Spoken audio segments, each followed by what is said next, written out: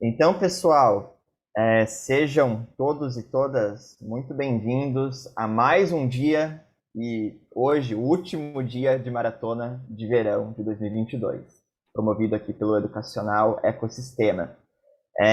Meu nome é Willy, eu estou fazendo a mediação da maratona e a nossa temática de encerramento de hoje vai ser comandada pela Fer, que faz parte também do time educacional, mas é mestre em educação e doutoranda pela Universidade Federal do Paraná. Ela vai trazer uma temática muito legal para vocês sobre os desafios entre a relação família e escola. Então, vai ser um momento aí realmente para trazer alguns insights que você vai poder consultar aqui agora com a gente e também compartilhar com a sua escola na sequência com a gravação que vai ficar disponível. Tá? Então aproveite para compartilhar esse conteúdo na sequência assim que ele estiver disponível também, pessoal. E para dar as aberturas aqui então, Fer, seja muito bem-vinda à nossa maratona pela primeira vez Obrigada. aí, primeira de muitas, na verdade, né? Agradeço muito você ter topado o convite, tenho certeza que vai ser incrível. E eu vou estar por aqui, tá bom? Precisando de qualquer apoio aí, suporte, só me chamar e a gente vai alinhando, tudo bem? Joia, tudo ótimo. Obrigada, Willy. Valeu. Bem, então eu quero dar bom dia a todos, a todas, contar que é uma satisfação estar aqui com vocês nessa manhã, agradecer o convite também, de poder compartilhar um pouco daquilo que eu vivenciei muito, que eu estudo muito, e propor também algumas reflexões, né? Falar sobre a relação família-escola não é um assunto muito simples. Em primeira instância, ele parece muito simples, mas quando você vai investigando mais a fundo, olhando mais de perto a relação família-escola, a gente vê ali algumas clivagens, algumas complexidades que a gente precisa, enquanto educadores, discutir um pouco mais. Né? Então, eu gostaria de compartilhar com vocês alguns slides aqui, para que a gente possa discutir um pouco mais, né? Willy, você me conta se tá dando para ver Tá dando para ver, só que não a no tela. modelo apresentação, né? Tá, e agora? Agora sim, agora deu. Joia, daí você vai me sinalizando, tá bem? Tudo bem, pode deixar. Então, eu queria começar com vocês sobre uma reflexão bem inicial, assim, né? Onde o poeta diz, né? Que na sede há quem guarde a expectativa de encontrar água pelo caminho, que é aquele sujeito mais passivo. E há quem cave um poço para encontrar água, né? E essa é a diferença entre esperar e a esperança. E aí não tem como não trazer o nosso patrono da educação, Paulo Freire, quando ele diz que a gente precisa esperançar, a gente não pode só esperar, principalmente enquanto educadores. A gente precisa também é, tomar o nosso lugar de atores, de ação e esperançar nesse processo, né? E aí, com isso, eu dou o bom dia oficial para todos vocês.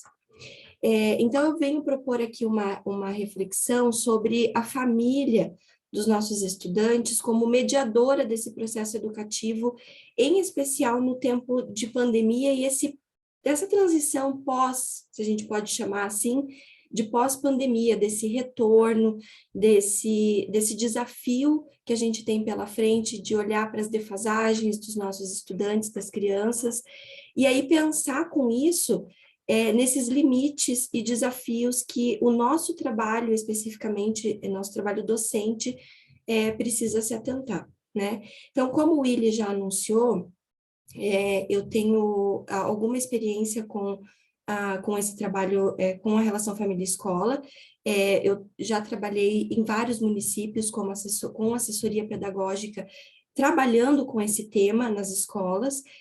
Fiz uma especialização em política educacional na Universidade Federal, também sobre esse tema, e o meu mestrado foi também com esse objeto de pesquisa, aí enquanto objeto de pesquisa mesmo, e agora no doutorado também. Então, é um tema com o qual eu me relaciono profundamente, né? Então, eu gostaria de dividir um pouquinho disso com vocês.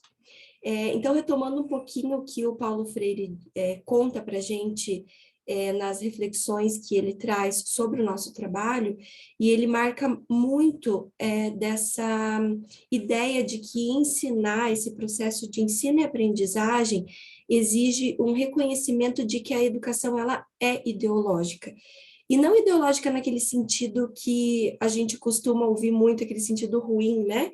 Mas de ideológica no sentido de ideia mesmo, no que a gente está assentado para ensinar essas crianças e esses jovens. Que tipo de cidadão eu quero formar? Que sociedade eu quero formar com esses cidadãos? É nesse sentido que o Paulo Freire atenta para essa ideia de que a educação é uma escolha, ela é ideológica, não tem como a gente trazer uma educação neutra. A gente precisa fazer escolhas. Que tipo de pessoa a gente quer formar? Um sujeito crítico, um sujeito reflexivo, autônomo, como a gente sempre escuta bastante nos discursos, né? E ensinar exige justamente a disponibilidade de conversar, de diálogo, tanto com o estudante, com a criança, com a família, porque aquela máxima que a gente escuta bastante, de que a gente precisa de uma aldeia inteira para criar um sujeito, para educar um sujeito, ela é verdadeira. A gente tem tantos grupos sociais que fazem parte do processo educativo da criança que se a gente não conversar, a gente não chega a nenhum consenso. E, além disso, para ensinar, a gente precisa querer bem aos nossos estudantes, às nossas crianças, a gente precisa querer o bem deles. E qual é esse bem? É formar eles para a sociedade, é formá-los para a vida, é ensinar os conteúdos prescritos na Base Nacional Comum Curricular. Qual é? Que é esse querer bem? Isso a gente precisa refletir na nossa prática, né? E a seriedade docente que isso exige. A gente precisa sempre se colocar como profissional da educação e ter afetividade, mas aquela afetividade não só do carinho, mas a afetividade no sentido de afetar o outro, de transformar a vida do outro. Então, é esse ensinamento que eu acho que vale muito a pena a gente trazer para a nossa prática, do qual Paulo Freire deixou para a gente no seu legado, né? E aí eu trouxe aqui, claro, textos que eu não vou nem me atentar a ler, mas só para mostrar que existem algumas incumbências dos docentes, dos professores, prescritos na legislação educacional, em que a gente precisa colaborar com essas atividades de articulação com a escola e com as famílias e a comunidade. Então, o papel do professor na relação família-escola, que eu acho que é importante marcar muito bem isso, é de que eu preciso, enquanto professora, professor, colaborar com essas ações, e não somente chamar a família quando tem algum problema, né, mas fazer essa colaboração da articulação que será feita pela escola.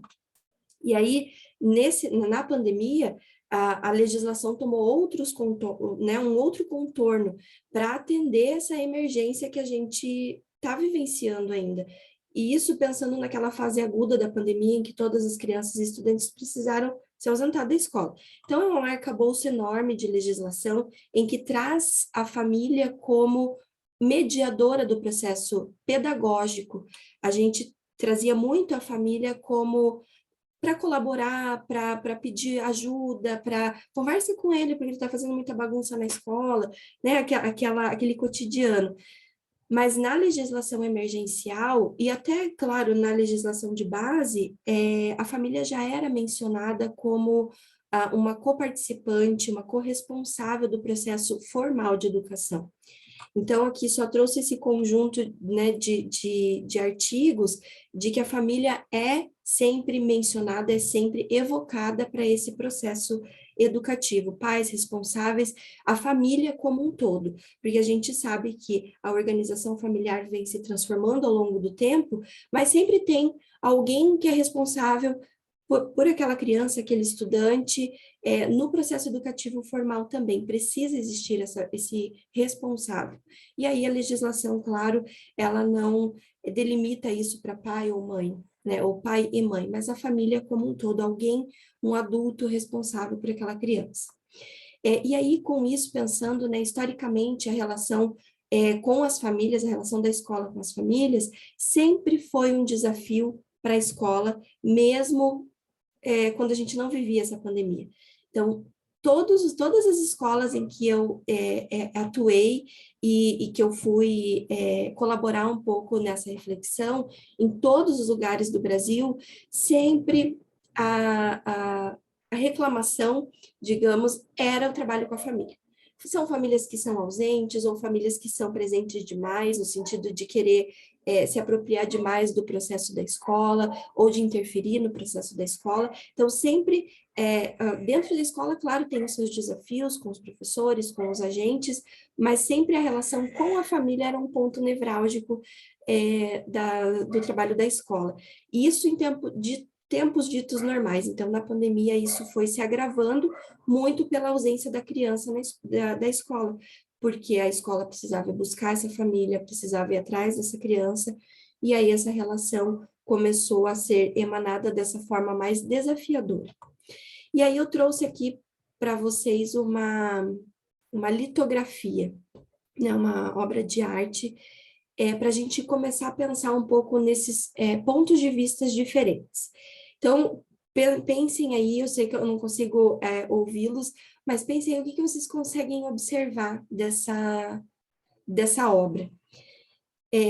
Eu, por exemplo, já vi de diversos ângulos, mas a gente consegue observar alguns sujeitos ali andando subindo escadas, andando, e parece que nenhum consegue se conectar. Se você virar a obra, né, alguns graus ali, a gente consegue observar alguns sujeitos conseguindo subir a escada, e se eu viro novamente, eu vejo outro conjunto de sujeitos ali no seu mundo. E é justamente essa ideia do Escher, que é o autor dessa obra, é de mostrar vários mundos em um só. E essa que é a ideia da relação com a família, ou melhor, das famílias. Cada família vive no seu mundo particular, na sua organização social, na sua organização de hábitos, cultura, religião, e é essa ideia que a gente pode transpor para a relação da escola, que é um núcleo que tem uma cultura com várias outras culturas diferentes, várias outras formas de viver diferentes. Quem está certo? Quem está errado? Eu não sei te dizer, né? Todo mundo vive nas suas próprias regras, vive na sua própria casa, na sua própria organização. A questão é que a gente precisa olhar para isso, a gente precisa considerar isso, considerar o outro como diferente e não como errado. E é essa mais ou menos a provocação que o Escher traz lá desde 1950, 53, que foi quando ele produziu essa obra, né? Então, para a gente pensar. E aí, essa gravura, que corre bastante nas redes sociais, já correu muito, que é essa ideia. É um número desenhado no chão, e quem está do lado direito diz que é 9, e quem está do lado esquerdo diz que é 6. É 6 ou é 9? É 9 ou é 6? Ou pode ser os dois? Pode ser os dois, a depender do ponto de vista em que eu estou olhando aquele número. E aí, mais uma vez, quando a família ela se organiza no seu mundo, né, no seu microcosmo, a gente olha de dentro da escola e a gente, claro, como qualquer ser humano, a gente olha, julga aquilo de acordo com os nossos valores, tá certo? Tá errado? Eu não faria assim com meu filho, isso eu não faria. Ou melhor, aquela família assim é bacana porque ela educa os seus filhos da maneira que eu faço também. Então, a relação com a família tem muito dessa premissa, de que lado que eu estou olhando, de que ponto de vista eu estou olhando para essa família. Qual é o meu ponto de vista, qual é o ponto de vista da família, né? Então, tem muito dessa ideia de que ponto que eu estou olhando. A escola, por si, ela é composta por essas famílias de diferentes culturas, isso a gente já sabe. E é por isso que tem as famílias que se interessam naturalmente, porque elas já vêm de uma história de relação com a escola enquanto estudantes, numa relação bacana com a escola, produtiva, que se envolvem, participam naquilo que for necessário, mais ou menos, mas também a gente tem as famílias que não sabem participar, ou que não querem participar. E isso a gente não tem nem como julgar, a gente não sabe qual é o ponto de vista daquela família, né? Em princípio, a gente não sabe. só se a gente conversar, chamar para uma conversa, entender o ponto de vista de cada um. O histórico da relação da família com as escolas é uma histórica exclusão da família, por diversos motivos. Por uma discussão de público, entre público e privado, né, no sentido de aquilo que eu faço dentro de casa não interessa à escola e aquilo que a escola faz dentro dela não interessa à família. Naquela ideia de educação que a gente tinha há muitos anos atrás. Então, é uma exclusão histórica que a família passa da escola. A histórica não participação da família, porque aí a gente, vamos retomar lá na nossa memória. Quando os nossos pais eram chamados na escola, normalmente era porque a gente tinha feito alguma coisa errada, ou tinha tirado nota baixa, ou tinha tido um comportamento não convergente com aquele da escola, e aí os nossos pais eram chamados para uma conversa na escola, que aquilo dava até arrepio na espinha, né? E aí pensar, hoje, se a gente chama a família para a escola, ela vai esperar o quê dessa conversa? Normalmente é para fazer algum ajuste. Então, a família costuma nem passar perto da escola. Claro, existem as relações de cliente com a escola, nos casos de escolas particulares, e aí a gente tem um outro tipo de relação, uma outra estrutura de relação com as famílias, porque aí a gente tem que lidar com outro tipo de abordagem, de outras temáticas das conversas, né? Mas de modo bastante geral, é histórica essa exclusão da família. E aí a gente precisa pensar que assim a escola ela sempre prescreveu, ela sempre estabeleceu uma forma de distinção das obrigações de cada instância. Então, escola ensina e família educa. Todo mundo já deve ter ouvido essa máxima, né? A escola ensina o conteúdo que está no cronograma, que está nas diretrizes curriculares, e a família ensina lá os hábitos, a educação do dia a dia. E isso foi se desconstruindo ao longo dos anos, muito em função da gente começar a entender que na escola o sujeito vai inteiro. Ele não vai só a cabeça para aprender o português, a matemática, ele vai inteiro. Ele vai carregado da cultura que ele traz da família, dos hábitos que ele traz da família, e vice-versa. Ele leva também para casa tudo aquilo os hábitos que ele aprende na escola. Então, a gente não consegue, não pode mais separar ensinar do educar. A gente ensina enquanto educa e educa enquanto ensina. Então, para a gente começar a desconstruir ou consolidar essa desconstrução de que a família educa e a escola ensina. Não, as duas instâncias precisam trabalhar com esses mesmos princípios. A questão é que a escola tem, sim, um trabalho sistematizado específico que é da escola. Nós somos profissionais da educação, nós temos conhecimento, nós temos formação didática, pedagógica para ensinar o conteúdo ou para construir com a criança aquele conteúdo que está previsto na base, que está previsto na diretriz. Então, é saber diferenciar esse trabalho pedagógico sistematizado de construção do conhecimento e aquele conhecimento informal, aquele conhecimento que é histórico da sociedade, que é da história da família, né? Então, a gente precisa pensar nessas duas instâncias. E aí, claro, com a proclamação do direito à educação lá em 88, dizendo que todas as crianças, todos os jovens precisam ir para a escola, precisam pelo menos fazer até o ensino fundamental, e aí o ensino médio de maneira progressiva, um primeiro nível de relação entre a família e a escola foi estabelecido ali. Eu, enquanto família, preciso ir na escola fazer a matrícula do meu filho. Eu sou obrigada a matricular o meu filho na escola. Então, isso já se configura uma primeira relação. Há famílias que vão na escola, matriculam seus filhos e nunca mais voltam. Ou voltam, salvo alguma intercorrência que aconteça dentro da escola. Mas ali a legislação já estabelece um primeiro contato da escola com a família. E aí, para a gente pensar, essas famílias que a gente conhece hoje, que a gente tem nas escolas, ela vem se modificando, ela vem trazendo essa bagagem histórica de mudança da sociedade, de mudança na família, de mudança nas organizações familiares, no entendimento social, no consenso social, e consenso não quer dizer que todo mundo concorde, é um consenso possível de que famílias são agrupamentos de pessoas que têm o mesmo hábito, a mesma cultura, que se amam, que têm algum tipo de afeto, independente da relação consanguínea.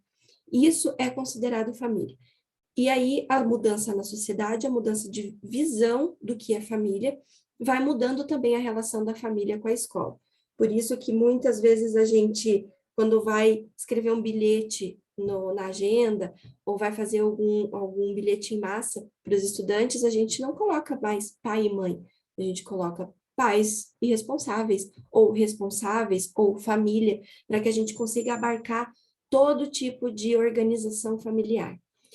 E aí eu pergunto, que a gente ouve muito, né? São famílias desestruturadas ou famílias multifacetadas? Elas são realmente desestruturadas, porque muitas vezes a gente escuta essa justificativa. A criança não aprende porque a família dela é desestruturada. Por que que ela é desestruturada? Porque ela não é composta por pai, mãe e filhos? Ou ela é simplesmente multifacetada? Ela mora com a avó, ela mora com o tio, ela mora somente com a mãe, ou somente com o pai. Isso tem a ver com a nossa reflexão, o nosso desacortinamento da nossa proposta, da nossa disponibilidade de refletir sobre essas organizações familiares, de que elas são diferentes hoje, né? Dessa mudança da sociedade. Então, é fato que a relação entre família e escola está prevista na legislação, pelo menos aquele primeiro contato, embora ela não conte com uma regulamentação específica, expressa, de que a participação efetiva depende de algum tipo de disputa de espaço, porque existe também essa questão de disputar o espaço de representação do que é da família, o que é da escola, e que a relação que eu tenho enquanto escola com as famílias precisa ser contínua, precisa ser específica, precisa ser ao longo do ano letivo. Porque se eu deixo para fazer algum tipo de ação só no final do ano, ou só quando eu vou entregar os conceitos, as notas, ou só quando eu tenho algum tipo de problema, dificilmente eu vou conseguir a grande participação das famílias que a gente tanto almeja enquanto escola. E aí, nos tempos de hoje, o envolvimento com essa família ainda é um desafio, ainda a gente ouve queixas tanto da família quanto da escola, e existe essa culpabilização mútua, né? O meu filho não aprende porque a professora está fazendo alguma coisa errada, ou a professora, esse aluno não aprende porque a família não está dando atenção, não está fazendo a tarefa de casa junto com ela. Então, existe essa culpabilização mútua que a gente precisa avançar para uma responsabilização mútua, né? Eu tenho a minha responsabilidade enquanto escola, você tem sua responsabilidade enquanto família. E aí, esses valores em transformação que a gente tem passado pela sociedade, inclusive de consenso sobre o que é família, exigem também uma reorientação e um fortalecimento dessa relação, um entendimento da gente enquanto sujeito e da família enquanto organização social. Esses fundamentos da parceria que precisa existir entre família e escola, eles precisam ser colocados em um processo de assentamento ao longo do planejamento, ao longo do ano letivo. Eu preciso sempre incluir essa relação, inclusive no cotidiano das crianças e dos estudantes. E aí, esses desafios atuais que a gente tem enfrentado, a gente enfrentou nesses últimos 2 anos, que foi a invasão de privacidade dos professores, quando a gente precisou lançar mão dessa aula remota, a confusão da vida laboral e da vida pessoal, enquanto o professor está dando a sua aula de casa e da criança também. E aí essa necessidade que a gente precisa ter de escutar os estudantes e as suas famílias. Será que a gente escutou os estudantes e as famílias ao longo desse processo, ao longo dessa necessidade de ensino híbrido, de ensino remoto, e agora ainda mais nesse retorno para dentro da escola? Será que a gente está ouvindo cada um deles, cada família? Qual é a expectativa de cada um deles? A preocupação que as famílias têm sobre o aprendizado e o desenvolvimento dessas crianças, essa lacuna, essa defasagem que foi aprofundada nesses 2 últimos anos em relação ao desenvolvimento dos estudantes, porque não foi só a ausência física de cada um dos estudantes nas escolas, mas todo esse entorno, todo esse contexto de medo, de incerteza, que a gente foi construindo as nossas relações nesses últimos tempos. Então, tudo isso se configura em desafios que a gente precisa enfrentar agora nesse início de ano letivo e daqui para frente, né? E aí, nesse sentido, nunca na história, e eu digo isso por pesquisar essa relação ao longo da história, nunca essa relação foi tão necessária, né? A gente tem passado por todas essas transformações e houve uma generalização de transformações, só que isso acontece para o bem e para o mal. Se a gente pensar no uso da tecnologia, muitos de nós sempre fomos resistentes ao uso da tecnologia e que a gente precisou sim aprender, a gente precisou lançar mão disso, a gente precisou usar isso como um grande aliado do nosso, para não parar o processo educativo, né? Então, isso evidenciou e aprofundou muitas das desigualdades sociais e escolares que a gente que a gente sempre teve na história da educação brasileira. E aí, o Antônio Novo, no início da pandemia, ele já trouxe essa reflexão para a gente. Foi um momento que a gente exigiu muito da gente no sentido de adaptar todo o conhecimento que a gente sempre teve enquanto educadores, aquela necessidade atual. Não é o ideal, nunca foi o ideal, não era assim que a gente planejava fazer a transformação da educação, a modernização da educação, mas a gente foi obrigado nesse momento, adaptar o que a gente tem, adaptar o que a gente sabe com o que é possível fazer. Então, muitos de nós tivemos que aprender a trabalhar com os recursos tecnológicos, a aprender a dar as nossas aulas à distância, tudo aquilo que a gente nunca imaginou que precisasse fazer, a gente precisou fazer nesse momento, né? Então, a compreensão, inclusive, do que é a participação da família nesse processo também está passando por mudanças, né? E quanto a isso, não existe resposta pronta, não existe uma receita de bolo, nem em tempos ditos normais e muito menos em tempos de pandemia. Não existe uma forma mágica, uma fórmula mágica que eu chegue aqui para vocês e diga, faça isso, isso e isso, que a família vai participar da maneira que você quer. Isso não existe porque a gente está trabalhando com pessoas, com culturas diferentes. O que existe são princípios da relação da escola com a família. O que a gente precisa fazer, independente de qualquer ação? Incluir, convencer essa família, compartilhar com ela o que a gente está fazendo com os estudantes, discutir isso e refletir sobre tudo aquilo que a gente tem construído.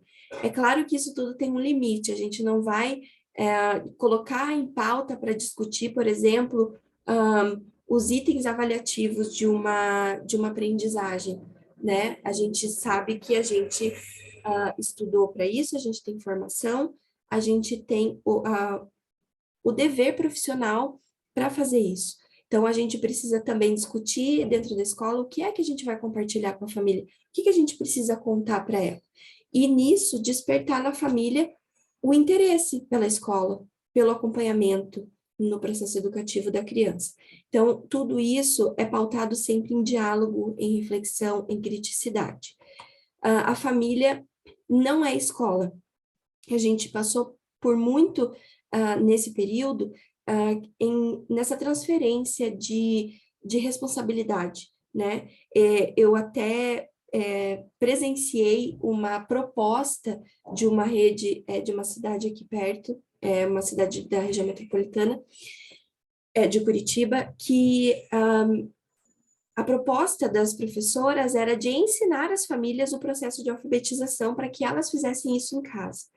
Isso é arriscado porque não existe ali um processo profissional de aprendizagem. Então, a gente precisa entender que a família, colocar isso no nosso processo, de que família não é escola, ela vai ajudar, ela vai auxiliar, contribuir com o que ela tem, com a cultura que ela tem, com o hábito que ela tem.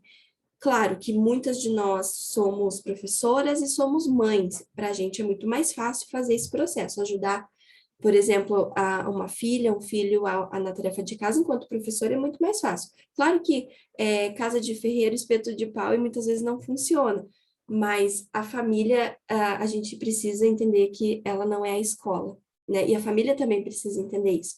Os pais e os responsáveis não têm formação, via de regra, como professores, mas ela nesse momento e desse momento para frente, ela precisa ser mediadora né, desse trabalho pedagógico. Então, claro, eu vou compartilhar com a família aquilo que eu estou fazendo, aquilo que eu preciso que a criança faça na lição de casa, por exemplo, e ela vai fazer essa mediação pedagógica no nível em que ela possa fazer isso. E não com todo o arcabouço, todo o conhecimento que a professora tem, mas na medida em que ela possa fazer isso. As propostas pedagógicas precisam envolver a família nesse sentido e considerar essas desigualdades nos contextos familiares também. Há famílias que não podem fazer esse acompanhamento, há famílias que não têm tempo de fazer esse acompanhamento, ou que não sabem e nem se propõem a fazer para não atrapalhar a forma em que a escola lida com esses processos, né? E aí é fato de que a família que já era ausente, que ela não estava dentro do processo pedagógico, ela vai continuar ausente, com ou sem pandemia. E aí os desafios continuam os mesmos. Envolver as famílias que mais precisam estar presentes, como fazer isso? Como que a gente traz as famílias cujos estudantes mais precisam desse acompanhamento? E aí a gente precisa colocar em pauta, na nossa reflexão e no nosso trabalho dentro da escola, essa pergunta, que é uma pergunta-chave. O que que a gente espera da família? Que tipo de acompanhamento a gente espera que a família tenha? A gente quer que a família venha só para as reuniões em que a gente organiza? Ok, esse é o teu objetivo enquanto escola. Eu quero que a família acompanhe mais de perto o processo educativo. Esse é o seu objetivo. Então, primeiro, a gente precisa estabelecer esse consenso dentro da escola. O que que a gente espera da família? Para aí, então, pensar nessas estratégias de aproximação e de convite à família para dentro da escola. E aí, fazendo um parênteses nessa conversa, e aí pensando lá naquele ponto de vista que a gente viu ilustrado na obra do Escher, é pensar na empatia, que a gente tanto escuta, né? E aí eu convido vocês para ler esse texto né, num momento mais oportuno, que é um texto do professor Clayton. Ele é professor da rede de Minas Gerais e ele escreveu esse texto para a revista Pensar a Educação. Aí eu vou deixar o link ali com ele para ele disponibilizar para vocês. E aí ele faz uma reflexão sobre a empatia. A gente escuta muito, em especial nos conflitos e na relação com as diferentes famílias, que a gente precisa ter mais empatia, a gente precisa se colocar no lugar do outro. Mas o que é se colocar no lugar do outro? Como é sentir a história do outro? Como é calçar os sapatos do outro? Né? Então, a gente fala muito no discurso da empatia, empatia, empatia, mas o que é de fato a empatia? É mesmo possível se colocar no lugar do outro, pensando que ele tem uma outra história, que ele tem uma outra caminhada, que ele tem outros valores?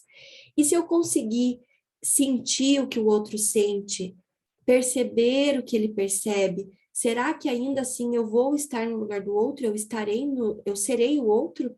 Será que mesmo assim eu vou conseguir sentir? Porque eu tenho a minha carga de valores, a minha carga cultural, social. Será que mesmo assim eu vou conseguir estar no lugar do outro? Que tipo de experiência ou de sensibilidade, de memórias especialmente, eu preciso ter acesso desse outro sujeito para levar até as últimas consequências a empatia? Será que a empatia realmente funciona para os nossos desafios, as nossas questões mais complexas dentro da escola e fora dela? E aí, a gente precisa pensar também de subir um degrau aí nessa discussão sobre a empatia e pensar sobre a alteridade. A alteridade, muito sumariamente, ela tem um viés muito consoante à empatia, mas ela tem também uma reflexão sobre o respeito ao diferente. Então, será que eu preciso realmente sentir o que o outro sente para respeitá-lo, ou eu preciso conhecê-lo para respeitá-lo? Para pensar que a cultura dele é diferente, para pensar que ele pensa diferente, e aí ele age diferente frente a tantas circunstâncias que a gente tem na nossa vida. Então, convidar vocês para ler esse texto, para refletir sobre o que a gente precisa. A gente precisa, claro, ter a empatia, mas não nas últimas consequências, mas pensar também na alteridade, pensar que nós temos uma cultura enquanto escola e as famílias têm suas culturas enquanto grupos sociais isolados, que fazem parte de outros grupos sociais também, mas pensar a partir da alteridade de que o outro é diferente, a cultura do outro é diferente e eu o respeito por isso. Eu não preciso concordar com ele, mas eu o respeito por isso. Né? E aí eu queria fazer um desafio, propor um desafio para vocês pensarem na escola, no grupo da escola, ou até, quem sabe, num próximo encontro que a gente tiver. É pensar nessa organização, né? Ele é chamado, nos processos de inovação, de mapa da empatia. Eu já prefiro pensar de mapa da alteridade, que é conhecer o outro, conhecer a história do outro. E aí, pegar esse exemplo e levar mesmo para discussão dentro da escola, talvez fazer uma impressão, ou mesmo numa cartolina, pensar com o grupo ali da escola, o que será que a família ou o estudante mesmo pensa e sente em relação às preocupações do dia a dia, o que eles querem, qual é a perspectiva, a expectativa de vida que essas famílias têm, pensando basicamente sobre um princípio bem elementar. O que a família pensa sobre educação? Né? Levar esse tema para a família. O que elas esperam da escola? O que a família pensa e sente sobre? E aí, pensando ali naquele quadrante da esquerda, o que a família escuta? O que os amigos dizem? O que os chefes das pessoas que compõem a família falam? Qual é o contexto que eles vivem? Pelo que eles são influenciados? O que eles escutam? O que eles consomem? E aí, para o lado direito, o que ele vê? Qual é o ambiente que ele frequenta? Quem são os amigos? O que ele consome? Né? Pensar nessa estrutura, nessa conjuntura em que a família está inserida. E mais, o que ela fala? O que ela faz? Qual é a atitude dela frente ao processo educativo da criança? Quais são as ações que ela se propõe a cumprir para que a criança aprenda efetivamente, ou que ela vá para a escola, ou que ela construa, que tipo de conhecimento ela constrói dentro da escola, né? O que ela fala, o que ela faz. E aí, com esse início ali de conhecimento, de colaboração, de construção, pensar também quais são as dores dessa família, quais são os medos que ela tem, quais são as frustrações, os obstáculos que ela enfrenta, e quais são os ganhos, quais são os desejos, as necessidades que ela tem, as formas que ela tem de pensar, de medir o sucesso. Por exemplo, quando a gente pergunta para a família o que ela pensa da educação dos seus filhos, pode ser que ela responda: eu quero que ele se forme para conseguir um emprego, o melhor emprego que ele puder conseguir. Ou outras famílias ainda vão responder: eu quero que ele seja um sujeito crítico, eu quero que ele aprenda ao longo do processo, eu só quero que ele esteja inserido socialmente na escola e posteriormente faça parte dessa sociedade como um sujeito autônomo, né? Claro, a gente vai ouvir diversos termos aí, dos mais comuns até os mais elaborados. Mas acho que é um exercício bem bacana para se fazer na escola, é esse mapa, para a gente conhecer a família a fundo, ou até mesmo de propor esse mapa para os estudantes. para a gente fazer esse exercício de alteridade, de conhecer de fato o outro, para pensar como é que eu posso me relacionar com ele da melhor forma e fazer com que essa nossa relação contribua para o processo educativo dos estudantes que fazem parte da escola. E aí pensar nesse processo que o diálogo com a família precisa ser, claro, incluída nas atividades do cotidiano. Esse é um exemplo que pode ser construído dentro da escola. E aí, para que o olhar para cada família a gente possa fazer com alteridade, para que a gente possa, em seguida, formar essa família, subsidiar, escutar e principalmente criar a oportunidade de participação dessa família dentro da escola, ou dentro desse processo educativo, né? E aí, o que que a gente pode compartilhar com a família disso tudo? A gente precisa refletir isso dentro da escola também, até que ponto eu quero que a família participe.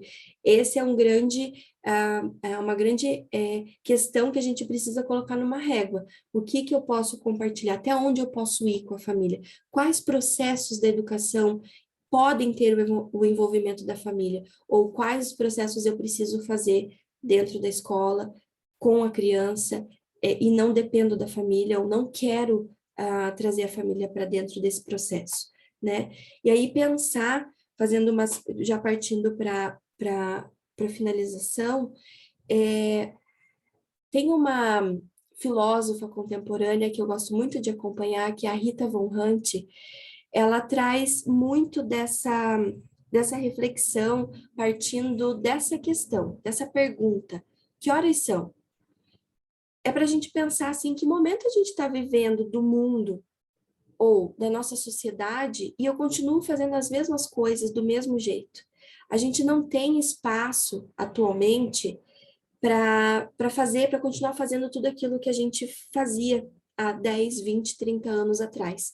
Porque podem notar, a escola é o único lugar que é estruturado, via de regra, salvo as escolas que se propõem a fazer algo mais inovador, mas via de regra a escola ela é organizada de uma maneira muito particular há muitos anos. Há séculos, eu correria o risco de dizer, né? A escola tem sempre a mesma configuração, a sala de aula, o quadro, as crianças sentadas, a professora à frente da turma, e aí refletir sobre isso, pensar que horas são, em que século a gente está vivendo, em que ano a gente vive, quais são as demandas da sociedade atual? Será que a escola está atendendo essa demanda atual? Por isso, a gente precisa pensar em inovar essas propostas e ações pedagógicas, para além do que a gente já faz, sempre se desafiar nesse sentido da inovação. Pensar em novos modos de fazer o pedagógico, ter mais criatividade, imaginação, escuta e articulação sempre com o outro, e o outro no sentido de sociedade de modo geral, do que a sociedade demanda, que reflexões a sociedade tem demandado da gente enquanto escola, para a gente formar realmente pessoas que possam contribuir com o progresso da sociedade, né? E isso exige, inevitavelmente, e isso é inerente a essas mudanças, exige da gente novas competências para efetivar essa relação com o pedagógico que já era difícil, complexa, e da qual ela não está consolidada.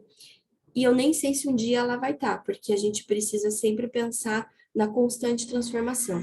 E nesse sentido, ressignificar as nossas práticas, pesquisar sempre, refletir, organizar, conversar com as pessoas da escola, com as famílias, com a comunidade, para estabelecer ou pelo menos propor processos realmente inovadores, significativos para a sociedade. E aí, é claro que a gente pensa nisso tudo na avaliação, né? Como é que a gente vai avaliar essas crianças com essa defasagem, com essas questões que vêm, que são inerentes a essas transformações? Primeira coisa que a gente precisa fazer enquanto educador é se autoavaliar, é pensar justamente nisso, em que etapa, em que ponto desse processo eu estou. Eu estou realmente propondo inovação, mas não é aquela inovação de insights, de uma hora para outra eu tenho uma ideia.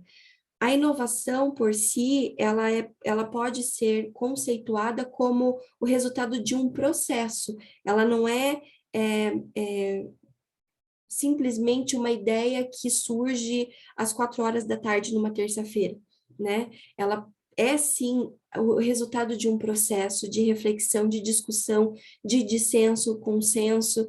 Então, eu preciso fazer essa autoavaliação também. Avaliar os objetivos da avaliação. Será que eu estou avaliando de acordo com o que essas crianças estão trazendo nesse pós-pandemia, se a gente pode chamar assim? Quais são os objetivos de aprendizagem, onde eu quero chegar, e fazer disso tudo um planejamento, né? Pensar nesse planejamento, discutir esse planejamento, criticar esse planejamento, para a gente ter essa construção que vai da expectativa à realidade. O que que a gente tem, o que que a gente pode transformar, junto com a família ou dentro da escola, ou família e escola, né? E pensar que a parceria que precisa existir entre a escola e a família, ou que é o ideal de existir, ela tem que estar assentada nesses 6 pilares. A gente, ao longo das pesquisas, a gente vai estabelecendo alguns estratos, né? Então, pensar nessa ideia de pilares. Primeira coisa, eu preciso ter alteridade a conhecer e respeitar o outro. Diálogo, conversar sempre com o outro. O conhecimento e respeito mútuo. A escola precisa conhecer a família, mas a família também precisa conhecer a escola, a estrutura, a intenção, a proposta pedagógica.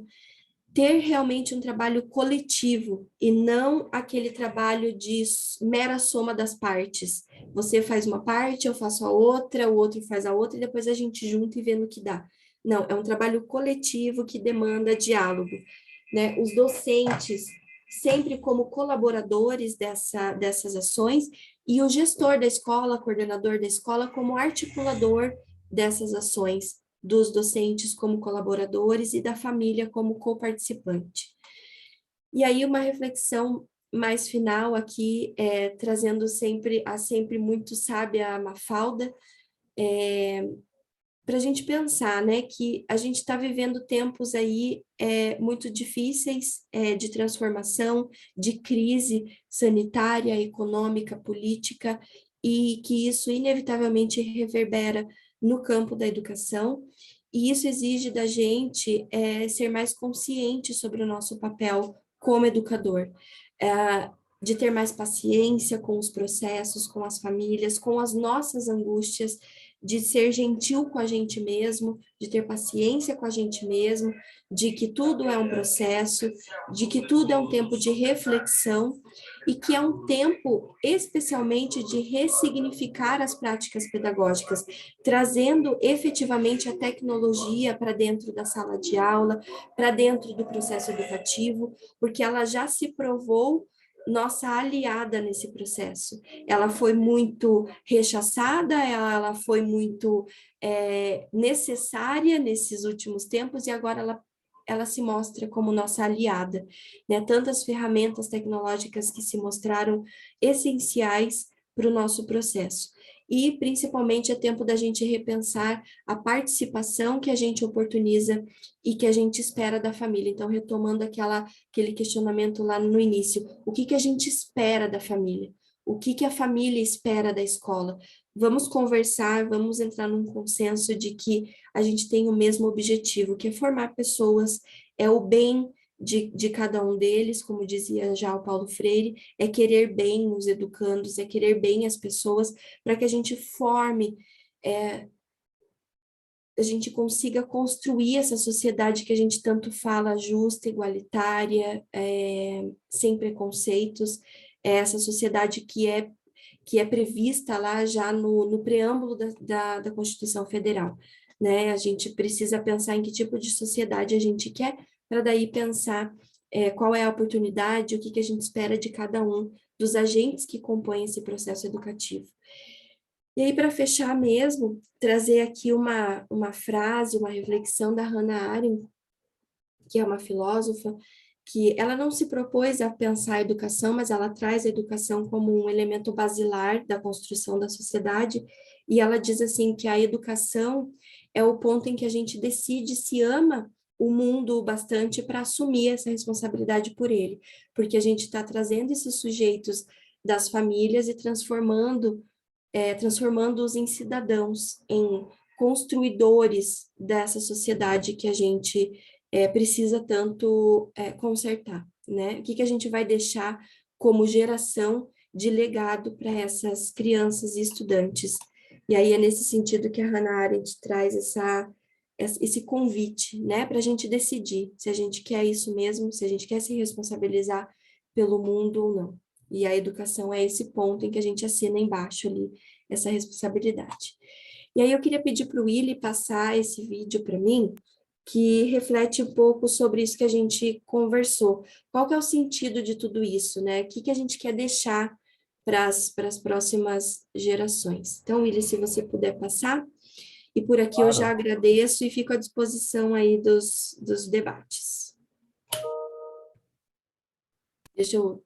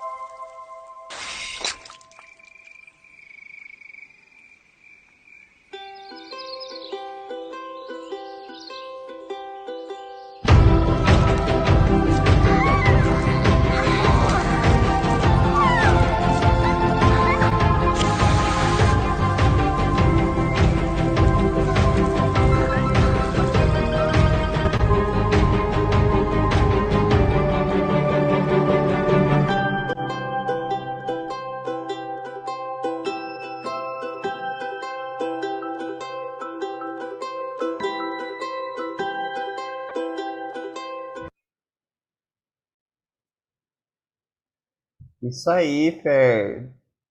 Muito bom, adorei o vídeo. Acho que essa é a ideia, né, da gente plantar sementes, a gente vai jogando, vai semeando, e alguma semente sempre cresce, sempre germina. Pelo menos começou um vídeo novo aqui, esqueci de dar o pause no outro, agora foi. Exatamente.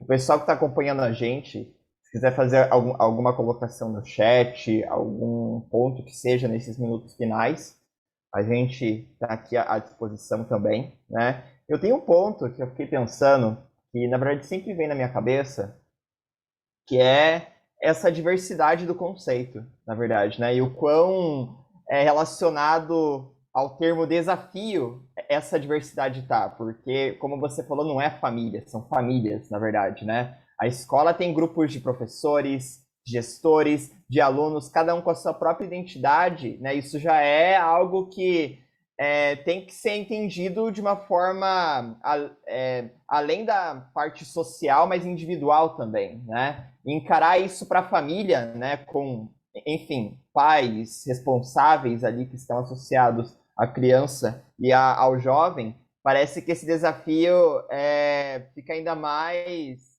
socorro, certo?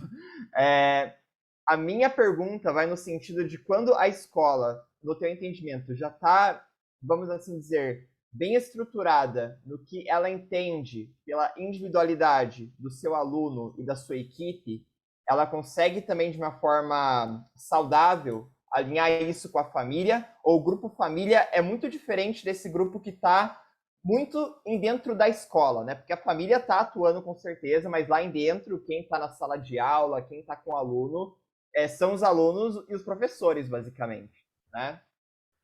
O que você acha, Fer? Eu acho que, independente da estrutura, estar bem estruturada ou não a escola, lidar com a família é sempre desafiador.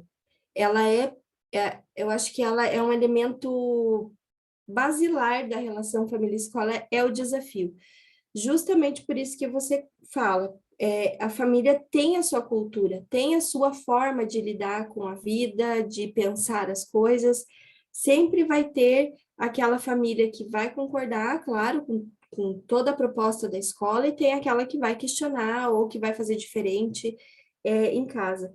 É claro que é muito mais fácil você lidar, por exemplo, com escolas que têm uma classe social mais homogênea, que tem acesso à cultura de uma forma mais homogênea, porque aí eu lido com crianças basicamente na mesma, que têm os mesmos acessos, que têm as mesmas oportunidades, do que, por exemplo, uma escola pública em que a gente tem muito mais diversidade cultural e social, né? Então, a depender muito da estrutura da escola, o desafio vai ser maior ou menor, mas o desafio sempre vai permear essa relação.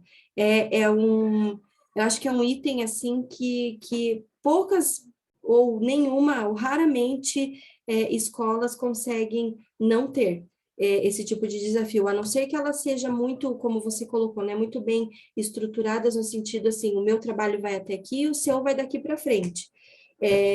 Mas isso é exceção à regra, eu penso assim. Se a gente for pensar nas escolas públicas, a gente tem um desafio bem maior por pelo fato da escola pública ser democrática nesse sentido, né, de acolher o filho de todos. E aí a gente tem uma disparidade maior no sentido de acesso à cultura, de acesso aos bens, acesso a qualquer tipo de direito, né? E, então o desafio sempre é bem maior. Mas ela é permeada por desafios, ela é complexa, ela é, como dizem os autores que estudam há muito mais tempo esse tema, ela é repleta de clivagens e não tem como a gente transformar isso de uma hora para outra, e nem sei se vai, né? Respeitados as, as, as diferenças aí de cada grupo social, eu não sei se chega a um consenso comum aí. E a gente pensa, né? Será que realmente precisa de um consenso? Né, de certo modo? Talvez não? Porque sempre tem transformação, na verdade, né? Aquilo que você coloca como um processo que funciona agora, pode ser que amanhã não vai estar do mesmo jeito, né? A pandemia É, veio aí para provar bem na nossa cara que, olha, da noite para o dia você pode ter que mudar tudo na tua vida, né? Todos os processos exatamente, nesse sentido. Então, exatamente. eu acho que a mensagem, né, vai muito nesse sentido de que você comentou de plantar sementes, né, e de que, olha, a construção disso tudo não se faz sozinho, né, então ter esse lado empático e de alteridade, né, e, e junto das pessoas, enfim, elas participarem dessa construção que, na verdade, nunca vai chegar no fim, né, por isso que o desafio vai permanecer, vai, mas ele pode ser saudável, ele estando ali, Exatamente. né? Se você assenta as ações na alteridade, na empatia, como um elemento da alteridade, respeitando a cultura diferente de cada um, respeitando a forma que o outro vive, não pensando na gente como indivíduo, julgando o outro como o outro vive, a gente consegue um consenso possível. E aí, nesse sentido, assim, é claro que a gente não vai, a gente nem quer, nem é essa a intenção de que todo mundo pense a mesma coisa, mas precisa ter um consenso possível sobre o objetivo da educação, sobre que tipo de sujeito eu quero formar, que tipo de sociedade eu quero formar. Então, isso precisa, a gente precisa entrar em debates, a partir de dissensos, encontrar um consenso possível de que tipo de educação a gente está colocando como base para esse processo educativo. É nesse sentido. Sempre vai ter quem pensa diferente, e é bom que isso exista. O que seria do amarelo se todo mundo gostasse do azul?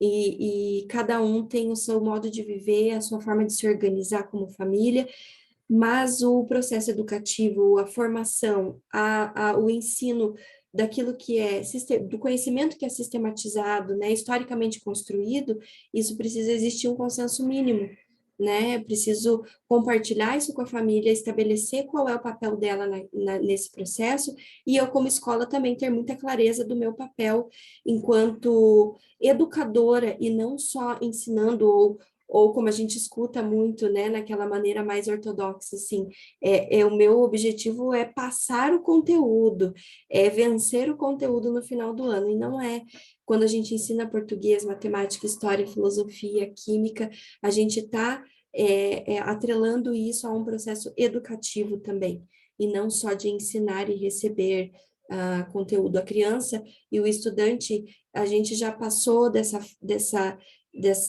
ideia de que eles são folhas em branco em que a gente deposita ali conhecimento.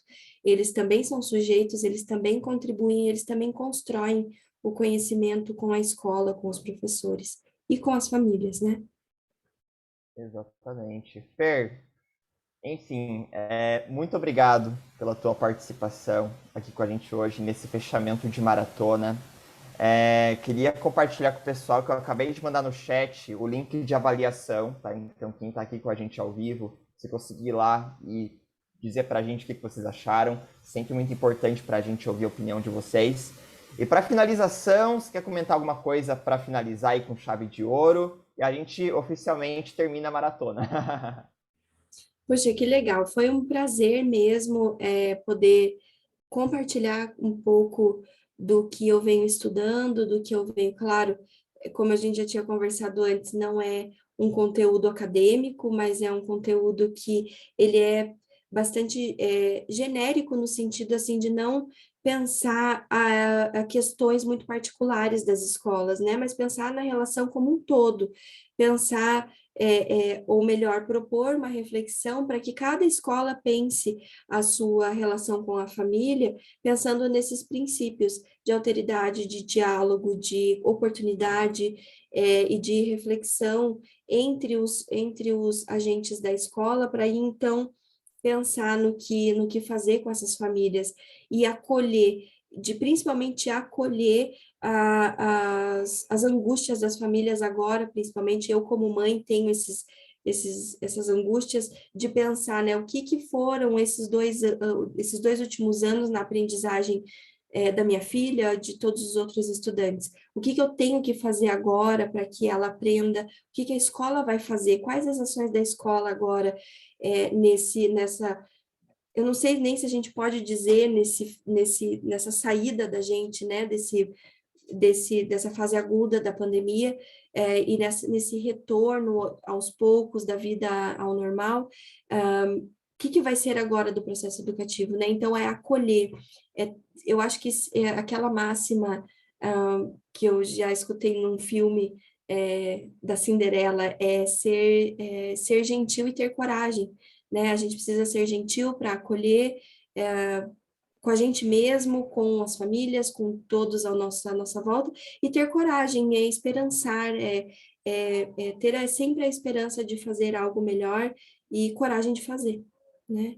Então, acho que é isso, eu agradeço novamente. Eu não sou uma palestrante profissional, mas eu me propus a, claro, contribuir com as reflexões aí daquilo que eu trago de bagagem, e foi muito bacana, como sempre, eu agradeço o seu acolhimento, a sua condução desse momento, e esperar que ó, próximo, né, uma próxima oportunidade a gente possa avançar para questões mais localizadas, que os educadores possam trazer desafios reais para a gente discutir aí no próximo momento. Com certeza. Está convidada já, inclusive, tá? Que legal. Então, muito obrigado, pessoal. Valeu aí quem acompanhou a gente. E é isso. Maratona encerrada oficialmente agora. E a gente se vê nas próximas lives da vida aí, que vai ter muita nesse ano de 2022, tá bom? Valeu, pessoal, e até a próxima. Tchau, tchau. Tchau, Valeu, gente. Fer. Obrigada. Obrigada, Vitor.